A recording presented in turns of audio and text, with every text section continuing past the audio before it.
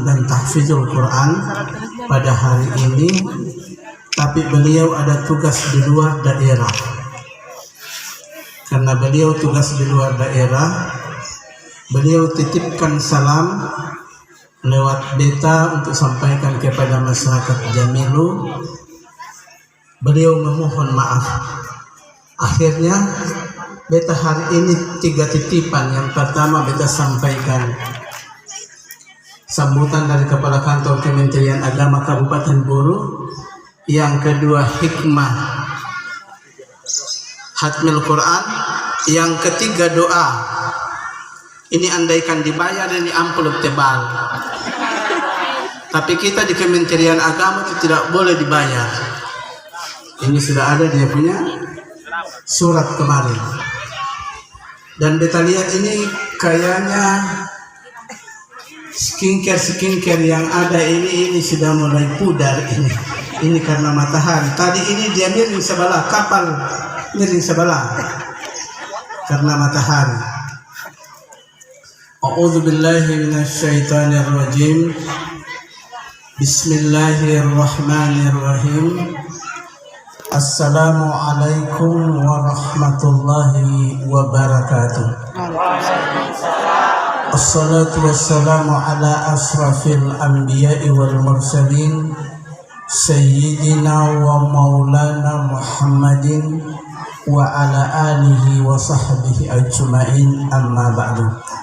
Faqala Allah ta'ala fi kitabil karim, a'udzu billahi minasy syaithanir rajim. Bismillahirrahmanirrahim. Dzalikal kitabu la raiba fihi hudan lil muttaqin alladzina yu'minuna bil ghaibi wa yuqimuna ash-shalata wa mimma razaqnahum yunfiqun. Anggota DPR Kabui Provinsi Maluku, beta pun sahabat ini, beta pun saudara yang selalu setia dengan masyarakat. Beliau dalam keadaan kampanye dengan sen kampanye antua tetap ada. Karena beta pernah tanya antua, ini di kantor ini sing ada kegiatan lain lah setiap hari hadir di masyarakat seperti ini. Tapi beliau sampaikan di beta, Ustaz, beta ini dari dorang dan beta ini untuk dorang. Coba bayangkan itu. Beta saya bisa bayangkan ada bahasa begitu di antua. Beta ini dari dorang dan beta ini untuk dorang. Jadi dalam keadaan suasana bagaimanapun, suka maupun duka, beta tetap berada di tengah-tengah mereka. Bapak Babinsa yang selalu setia mengawal masyarakat ini, yang begitu banyak masalah di tengah-tengah masyarakat ini, tapi beliau betah untuk di Desa Jamilu yang tercinta ini. Bapak Kepala Desa beserta Ibu yang juga setia menemani masyarakat Jamilu, mudah-mudahan kesetiaan ini jangan cepat berlalu. Hari ini ada angkatan darat, ada angkatan laut. Ini baru terjadi ini. Ini bukan main penjagaannya. Hari ini ada angkatan darat, ada angkatan laut. Awas jangan tak salah angkatan laut, simpang kamu di laut sana tak bisa berenang mati. Angkatan darat jangan sabaran masuk di hutan, ambil orang pembarang beliau tangkap. Ma'asyiral hadirin yang dimuliakan Allah Subhanahu wa taala, Bapak Imam, ini imam termerdu, dia punya suara di Kabupaten Buru. Tadi nanti beliau baca doa baru kita bilang, beta selama ini baru kita dengar Bapak Imam pun apa suara yang paling asli. Dan itu ciri-cirinya beliau yang beta tidak lupa kapanpun dan dimanapun saja kita berada. Ma'asyiral hadirin yang dimuliakan Allah Subhanahu wa taala, peserta tahfiz Quran dan hatmil Quran yang dirahmati oleh Allah Subhanahu wa taala. Alhamdulillah di hari ini tiada kata yang paling indah hanyalah ucapan syukur kehadirat Allah Subhanahu wa Ta'ala yang telah memberikan kita berbagai macam nikmat dalam hidup ini, sehingga kita bisa melangkahkan kaki ke tempat ini dalam rangka menghadiri dua acara.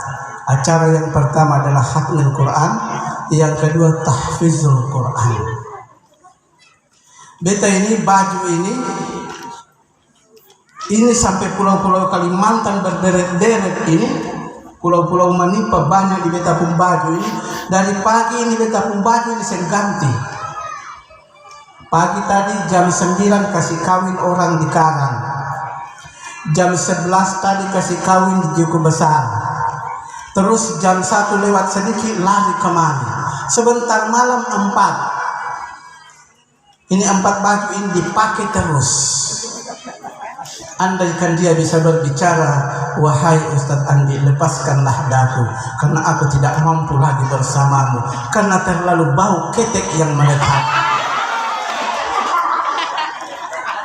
Seakan-akan baju berbisik seperti itu. Salawat dan taslim kepada junjungan tercinta Al-Mustafa Muhammad Rasulullah Sallallahu Alaihi Wasallam yang telah rela merintis perjuangan Islam, yang telah rela menegakkan obor Islam di atas titian terusan jahiliyah. Ma'asyiral hadirin yang dimuliakan Allah Subhanahu wa Ta'ala, yang melaksanakan khatmul Quran pada hari ini, kebetulan Ustadz tadi bilang, Ustadz tolong dinilai atau dikoreksi bacaan-bacaan mereka. Kalau yang tahun lalu itu nilainya adalah 80,9, di sini dia agak turun sedikit, 80,8. Kenapa? Karena ada dia punya ahkamul huruf yang kurang, ada dia punya gunnah yang tidak masuk, begitu. Tapi beta bangga karena yang yang khatmul Quran ada yang setua-tua.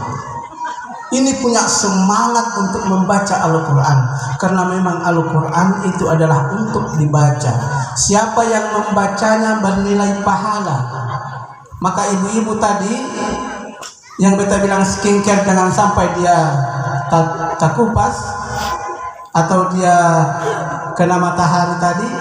Kalau memasak di rumah supaya paitua jangan marah-marah, pakai Al-Quran. Kalau mau sendok nasi atau memasak nasi, pakai Al-Quran. Inna anzalnahu fi lailatul qadr. Karena itu ayat untuk menenangkan paitua. Jadi kalau ada paitua yang tukang marah-marah, pas dia tidur, tiup di dia pembalakan telinga. Inna anzalnahu fi lailatul qadr wa ma adraka ma lailatul qadr. Dia tenang. Kenapa? Karena waktu Umar bin Khattab masuk Islam itu ayat itu yang turun. Atau baca Al-Fatihah 7 kali, tiup di dia pembalakan ini, dia termarah lain. Kalau ibu dia masih marah lain, ibu waktu memasak sendok nasi itu inna lillahi wa inna ilaihi raji'un, kasih makan dia terbangun-bangun lain. Jadi mudah-mudahan ini motivasi bagi ibu-ibu yang lain untuk belajar Al-Quran, karena Al-Quran itu adalah untuk yang dibaca. Kitab yang dibaca yang mendapat pahala itu hanya Al-Quran. Kita baca buku tidak dapat pahala, hanya dapat ilmu. Tapi baca Al-Quran itu 1 akan dibalas dengan 10. Membaca Al-Quran masih terbata-bata, nilainya 2. Coba bayangkan itu. Membaca Al-Quran masih terbata-bata, nilainya 2. Membaca Al-Quran lancar, nilainya 1. Itu bedanya. Kalau ibu masih belajar Iqra, nilainya 2. 1 huruf dibalas 2. Kenapa? Nilai yang pertama, nilai kesungguhan ibu untuk membaca Al-Quran. Nilai yang kedua adalah nilai ibu membaca Al-Quran. 2 nilainya. Maka alhamdulillah pada hari ini anak-anak kita telah mampu menghatamkan Al-Quran. Siapa yang mampu menghatamkan Al-Quran itu dihadiri oleh 70.000 malaikat. 70.000 malaikat itu memberikan syafaat kepada semua yang hadir. Maka tadi ini beta cepat-cepat karena acara yang tadi itu acara yang berapa itu beta tidak anggap sesuatu yang bernilai, tapi yang paling bernilai itu adalah karena orang mampu menghatamkan Al-Quran, karena di situ dihadiri oleh para malaikat. Ma'asyiral hadirin yang dimuliakan Allah Subhanahu wa taala. Innalillahi ahlina minan nas. Sesungguhnya Allah Subhanahu wa taala memiliki keluarga di antara manusia. Para sahabat bertanya, qalu man hum ya Rasulullah? Siapa-siapakah mereka itu ya Rasulullah? Hum ahlul Quran wa ahlullah. Mereka yang membaca Al-Quran, mereka yang mengajarkan Al-Quran, mereka yang menjaga Al-Quran, itu keluarga Allah Subhanahu wa taala. Maka Bapak Ibu yang anaknya membaca Al-Quran, yang anaknya menghafal Al-Quran, maka itu termasuk keluarga Allah Subhanahu wa taala. Kenapa? Karena anak disuruh oleh orang tuanya untuk membaca Al-Quran. Ketika anak disuruh oleh orang tuanya untuk membaca Al-Quran, maka bapak juga termasuk menjaga Al-Quran lewat hafalan anak-anak itu. Itu hebatnya. Ada anak satu yang menghadiahkan hafalan kepada orang tuanya. Betapa mulianya orang tua di alam kubur. Karena pernah terjadi di Sungai Musi. Sungai Musi ada 3 penghafal Al-Quran.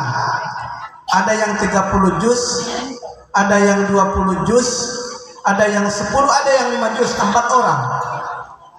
Ini di Sungai Musi. Mereka waktu menyeberang ke sebelah ini mau ikut MTQ tingkat provinsi. Ikut MTQ tingkat provinsi. Di perjalanan, di pertengahan Sungai Musi itu datanglah ombak yang mengganas. Keempat anak ini tenggelam. Anak ini tenggelam, tapi Al-Quran itu tidak pernah terlepas dari pelukannya. Sampai mereka meninggal dunia, Al-Quran tetap melekat di dadanya. 4 anak ini Al-Quran melekat di dadanya. Mereka sudah meninggal, tapi Al-Quran masih tetap melekat di dadanya. Lalu setelah 3 hari 3 malam tenggelam, anak itu ditemukan. Ketika anak diketemukan, itu anak berbau harum, tidak busuk. 3 hari 3 malam tenggelam dalam air, itu tidak busuk, malah dia harum. Lalu Al-Quran tidak bisa dibuka dari pelukannya. Akhirnya dipanggil orang tuanya. Dipanggil ke-4 orang tua itu, baru disampaikan kepada mereka bahwa ini Al-Quran tidak bisa terlepas dari pelukan anak. Oleh sebab itu coba orang tua sampaikan sesuatu kepada mereka. Akhirnya orang tua menyampaikan, wahai anakku, saya relakan engkau pergi karena engkau adalah penyelamat bagiku di hari kiamat nanti. Baru Al-Quran terlepas dari genggaman mereka. Inilah hebatnya Al-Quran yang kita harus pelajari setiap saat. Mudah-mudahan dengan mempelajari Al-Quran, maka masyarakat yang ada di Desa Jamilu ini akan mencapai keluarga yang bahagia berkat daripada Al-Quran itu sendiri. Karena sudah banyak generasi kita yang bacaannya bagus ini. Dibandingkan dengan daerah-daerah lain, maka Jamilu adalah termasuk bacaan Al-Quran yang paling bagus di antara semua. Kenapa? Karena beta ini sudah hadiri banyak wisuda Al-Quran yang diakui oleh Kepala Kemenak itu hanya 2 tempat. 1 bacaan yang ada di Jamilu, yang kedua bacaan yang ada di Karangjaya. Ini adalah perhatian daripada ustazah. Dan mudah-mudahan ini tetap berkembang. Al-Quran akan selalu menjadi pedoman bagi kita. Karena Al-Quran itu adalah kitab yang otentik, yang masih terpelihara keasliannya saat ini. Kitab-kitab yang lain itu sudah usang menjadi kenangan di masa lalu. Seperti suhufnya Nabi Ibrahim, itu sudah menjadi kenangan di masa lalu. Kemudian Tauratnya Nabi Musa, kemudian Zaburnya, itu sudah tidak ada lagi. Yang masih ada ini hanya Al-Quran. Dzalikal kitabu la raiba fihi hudal lil muttaqin. Di dalam Al-Quran tidak ada keraguan padanya. Kenapa tidak ada keraguan dalam Al-Quran? Ada seorang ahli dari university dari Toledo. Toledo itu di bagian apa ini? Jamilu bagian laut apa Toledo ini sana sedikit. Itu dia meneliti setelah dia dapat ayat ini, dzalikal kitabul la raiba fihi hudal lil muttaqin. Tidak ada keraguan di dalamnya. Ini tidak mungkin. Kenapa ada satu kitab yang berbicara seperti ini? Tidak ada keraguan yang ada di dalamnya. Lalu dia melihat di situ dalam Al-Quran jasad Fir'aun tidak akan hancur sampai hari kiamat. Lalu dia teliti, tidak mungkin jasad yang sudah sekian ribu tahun tenggelam itu tidak akan hancur. Itu tidak mungkin, tidak masuk di dalam akal. Akhirnya diteliti. Setelah diteliti, rupanya jasad Fir'aun sampai saat ini itu tidak bisa hancur. Al-Quran dia bilang betul. Kemudian Al-Quran lagi berbicara tentang laut yang terpisah. Jadi ada laut yang terpisah. Kemudian mereka teliti lagi dengan berpuluh-puluh tahun, 40 tahun penelitian, hanya meneliti laut yang terpisah. Rupanya ada laut yang terpisah, yaitu ada yang berwarna biru dan ada yang berwarna putih. Rupanya Al-Quran masih berbicara tentang laut itu betul. Kemudian Al-Quran berbicara lagi, di dalam pohon itu ada api, di dalam pohon itu ada asin, di dalam pohon itu ada asam, di dalam pohon itu ada manis. Ini tidak mungkin.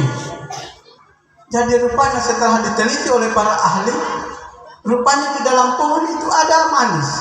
Kenapa? Karena ketika mangga dia berbuah pertama itu dia asam, tapi setelah itu dia manis. Rupanya di dalam pohon itu ada manisan. Tapi pulang dari sini jangan cari pohon-pohon di samping rumah baru kamu isap-isap. Kita tanggung jawab. Di dalam laut itu ada gula. Di dalam laut ada gula. Al-Quran berbicara begitu. Mereka teliti lagi, tidak mungkin di dalam laut ada gula. Tapi setelah mereka cabut rumput laut, buah rumput laut itu, rupanya di situ dia manis. Ini apa yang membawa manis ini? Kenapa Al-Quran ini berbicara seperti ini? Ini Al-Quran kitab apa sebenarnya? Jadi rupanya Al-Quran itu adalah penyelamat. Kapan Al-Quran menjadi penyelamat? Dan kapan Al-Quran menjadi pegangan bagi kita? Setelah kita memahami dan memaknai isi Al-Quran itu sendiri. Karena kalau kita tidak memahami isi Al-Quran, kita menganggap Al-Quran itu tidak ada maknanya dalam kehidupan. Kita menganggap dunia ini terlalu besar dibandingkan dengan Al-Quran. Tapi kalau kita pelajari makna Al-Quran, rupanya Al-Quran lebih besar daripada dunia ini.